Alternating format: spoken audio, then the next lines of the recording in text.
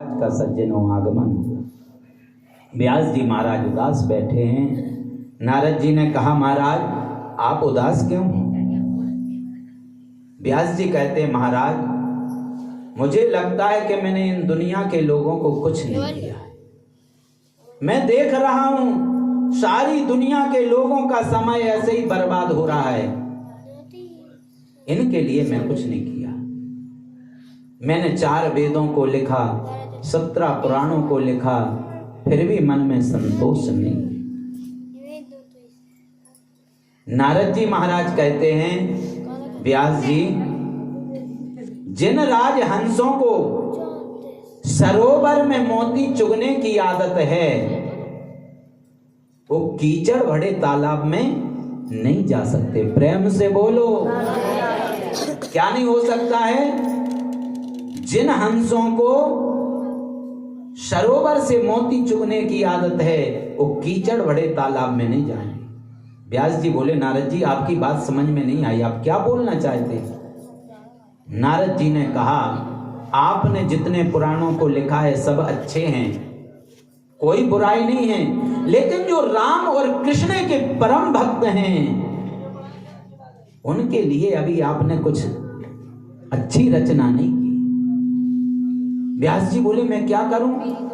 नारद जी बोले, मेरे पिता ब्रह्मा ने मुझे 4 श्लोकी भागवत दी थी, वही 4 श्लोकी भागवत में आपको दे रहा हूं। इसी 4 श्लोकी भागवत का आप बृहद प्रसार कर दीजिए, तब आपके मन को संतोष हो जाएगा।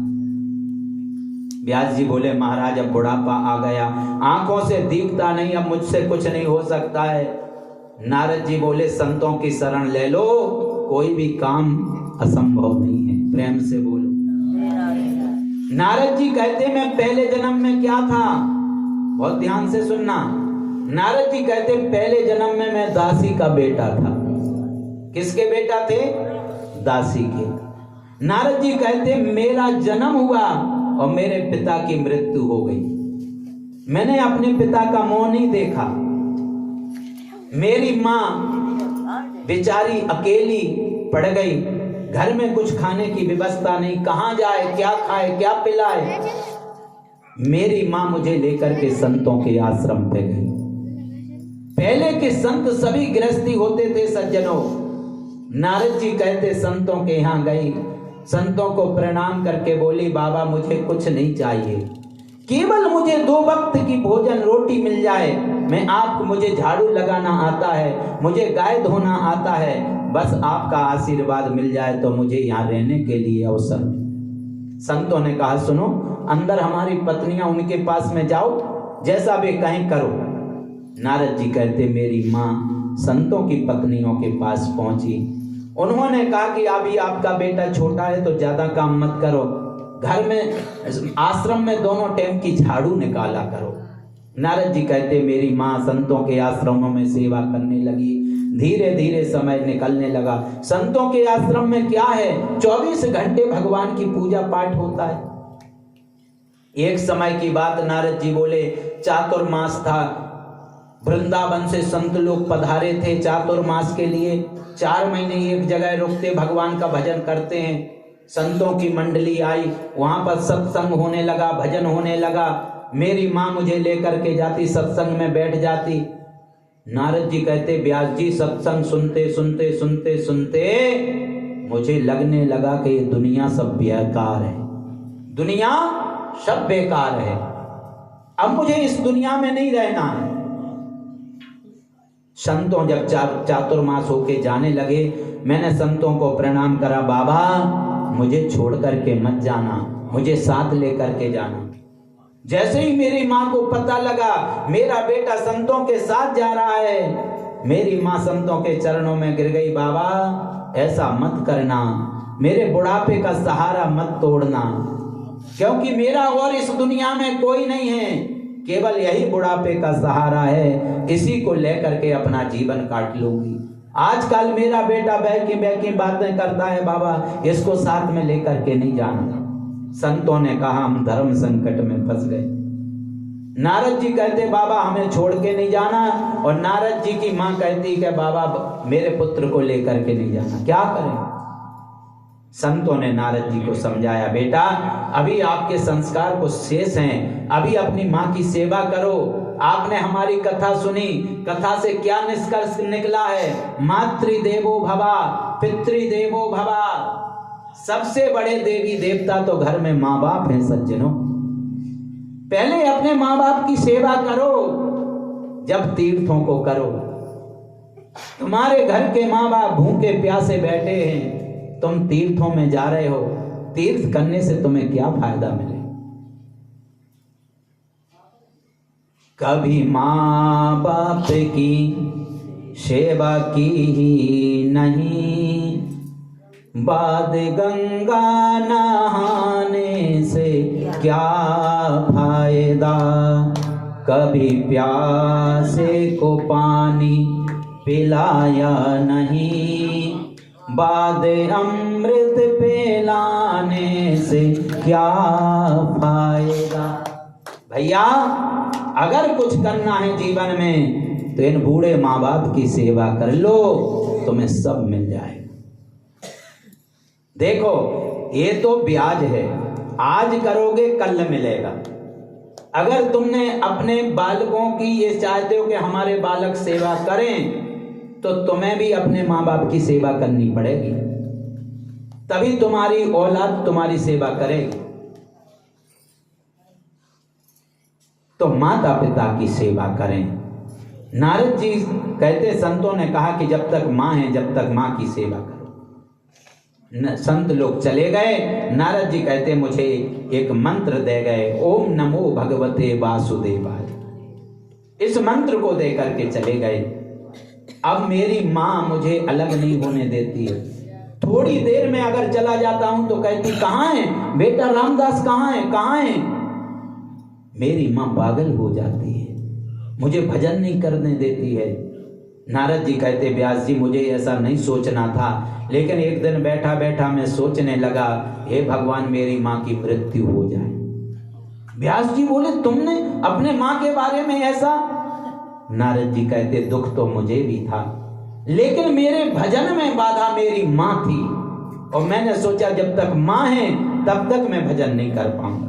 और नारद जी कहते, एक दिन मेरी माँ गाय धोने के लिए जा रही थी, रास्ते में काला नांग पड़ा था, मेरी माँ का पैर पड़ा, उस काले नांग ने मेरी माँ को डस लिया। मेरी माँ की मृत्यु हो गई। मैं बहुत जोर से रोया, लेकिन नारद जी कहते, व्यास जी आश्चर्य की बात तो ये है कि मेरी एक आंख से गर्म आंसू निकले और एक आंख से ठंडे आंसू निकले। व्यास जी ने कहा, इसका मतलब क्या है? बोले, गर्म आंसू इसलिए निकले कि जिस माँ ने मुझे जन्म दिया था वो माँ मुझे छोड़ करके चली गई। ठंडे आंसू इसलिए निकले कि अब मुझे भजन करने से कोई रोकेगा नहीं। देखो, जब खुशी से आंसू निकलते हैं तो खुशी के आंसू ठंडे होते हैं, और जब व्यक्ति दुख में रोता है तो आंसू गर्म होते हैं। किसी माँ का बच्चा स्कूल में टॉपर करके आया और दौड़ता हुआ आकर के वार्षिक सूचकांक लेकर के माँ से कहे, माँ मैं प्रथम श्रेणी में पास हुआ हूँ। माँ तुरंत उस बच्चे को गले लगा लेती है, और जब प्रेम से रोती है तो उसकी आंखों से आंसू ठंडे निकलते। नारद जी कहते, मैं चला गया बद्रीनाथ धाम की गुफा में भजन करने लगा। भजन करते करते झांकी आई मेरे अंदर, वो झांकी कुछ देर रही, अदृश्य हो गई, और मैं रोने लगा तो आकाशवाणी हुई, बेटा नारद अभी तुम्हारे कर्म शेष हैं, इस जन्म में तुमसे नहीं मिलूंगा, अगले जन्म में मैं तुमसे मिल जाऊंगा। प्रेम से बोलो। नारद जी कहते हैं, धीरे धीरे समय निकला, पृथ्वी पर प्रलय का समय आया, सभी पृथ्वी पर पानी पानी हो गया, मेरी भी मृत्यु हो गई। और जब दोबारा से सृष्टि रची तो देवदत्ताम इमाम भीना स्वर ब्रह्म विभूषणम, वही नारद दासी का बेटा देवर्षि नारद बन के आ गया। किसकी कृपा से? संतों की कृपा से। तो जब संतों की कृपा से दासी का बेटा देवर्षि नारद बन सकता है, तो आप भागवत की रचना क्यों नहीं कर सकते हो? सही चल रहा, लाला मत छेड़ो उसको, बहुत बढ़िया, क्यों नहीं कर सकते? नारद जी ने चतुश्लोकी भागवत दी और व्यास जी ने महाराज ने इस विशाल ग्रंथ को तैयार करके गणेश जी की कृपा से भागवत जी की रचना करी। इसमें 18,000 श्लोकों का सागर भर दिया। लेकिन मन में अब बात आई कि अब मैं भागवत की कथा किसको सुनाऊं। सज्जनों देखो, बहुत ध्यान से सुनना, भागवत की कथा सुनने का अधिकारी वही है जिसने अपने जीवन में काम को जीता है। किसको जीता है? काम को जीता है। वही व्यक्ति भागवत का अधिकारी। व्यास जी के अंदर से आवाज आई, ऐसा अगर कोई है तो वो मेरा बेटा सुख है, सुखदेव है। पर सुखदेव जी को लाए कौन? व्यास जी ने सोचा वो तो निर्गुण की समाधि में बैठा है। व्यास जी ने अपने शिष्यों को भेजा और कुछ श्लोक रटाए और कहा जहां पर सुखदेव बैठे वहां पर जाकर के इस श्लोक को गाना। व्यास जी के पुत्र गए और जाकर के जहां सुखदेव जी बैठे थे वहां श्लोक को गाने लगे कि बरहा पीडम नटवर बपो कर्णयो कर्णिकारम बिभ्रद भाषाम कनक कपिसं वैजयंती चमालाम। भगवान की सुंदरता का वर्णन किया। बरहा पीडम, बरहा माने मोर पंख। भगवान श्री कृष्ण ने अपने मुकुट में मोर पंख धारण किए हैं। बरहा पीडम नटवर बपू, जैसे नटों में श्रेष्ठ बपू है ऐसा भगवान श्री कृष्ण का स्वरूप है। अधरों पर मुरली है। क्या कर रहे हैं भगवान? शाम का समय है, गैया चरा करके वृंदावन के अंदर प्रवेश कर रहे। आगे आगे गाय हैं, पीछे भगवान श्री कृष्ण हैं और गाय के खुरों से जो धूल उड़ रही वो भगवान के माथे पर चिपक रही क्योंकि पसीना आ रहा है। तो जो गायों के खुरों की बालू भगवान के चेहरे पर लगी तो दूर से देखने से ऐसी लगती है जैसे किसी ने वहां पर जाकर के मणियों को चिपका दिया। ऐसी झांकी भगवान की।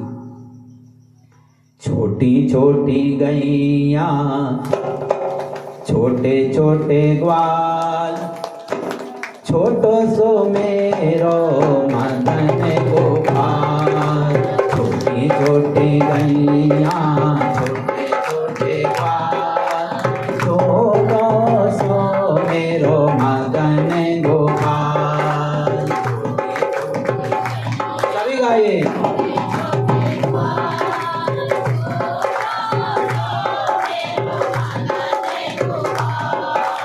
छोटी छोटी गैया छोटे छोटे ग्वाल, छोटी छोटी गैया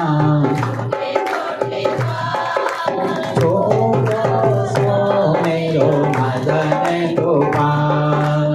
छोटो सो मेरो मदन गोपाल। आगे आगे गैया पीछे पीछे ग्वाल।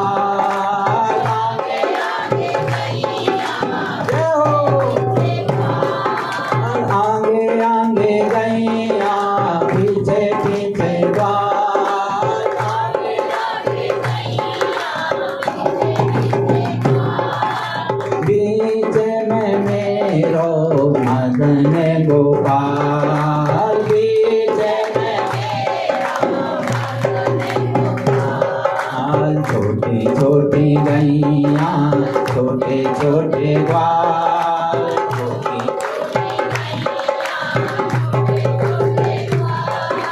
छोटो सो मेरो मदन गोपाल।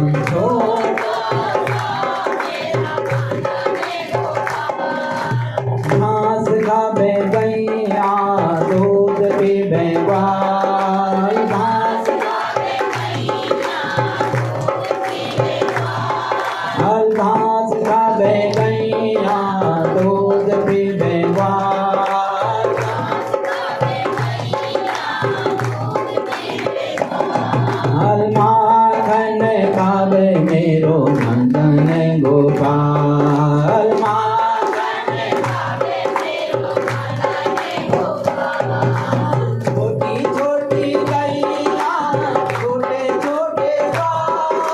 छोटी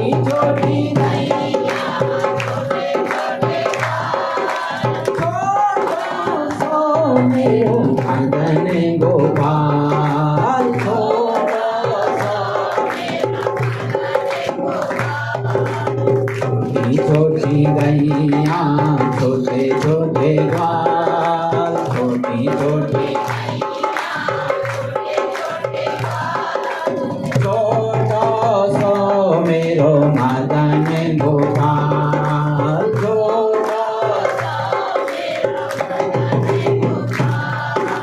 छोटी छोटी गैया छोटे छोटे ग्वाल, छोटी छोटी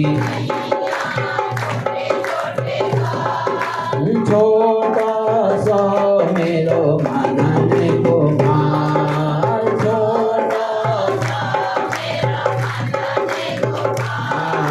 छोटा सा मेरो मदन गोपाल, छोटा राधे राधे राधे राधे राधे राधे राधे राधे राधे राधे राधे राधे। सम्मिल बोलो, सम्मिल बोलो, ताली बजाओ, ताली बजाओ, महेश बजाओ, राधे राधे। रे सम्मिल बोलो, रे प्रेम से बोलो, रे प्रेम से बोलो, रे शाम मिला दे, रे शाम मिला दे, रे शाम मिला दे, रे शाम मिला दे। जय जय श्री राधे श्याम। व्यास जी महाराज ने दूसरा श्लोक रटाया है। सुखदेव जी की आंखें खुली और